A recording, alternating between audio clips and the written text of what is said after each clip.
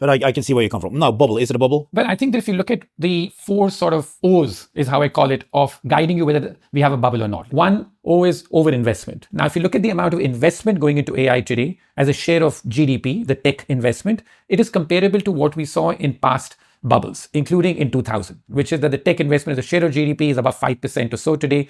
That's roughly what we saw back in 2000s. The other sign of a bubble typically tends to be that you get overvaluation. The US stock market in particular, and of course the AI plays, are overvalued. But if you look at things like price to free cash flow, or you look at very long-term earnings, by those measures, we are getting there. The third tends to be one of over-ownership, that everyone just sort of crowds into the same trades and stuff.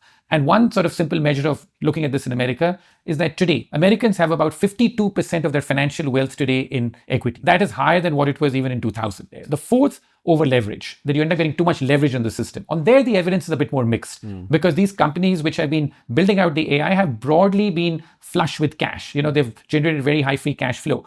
But that's changing very quickly. That in the last few months, if the biggest issuers of debt have been companies like Meta and Amazon and even Microsoft. So everyone wants to be ahead. And they're all thinking that the big risk will be that what if we don't end up ahead on AI?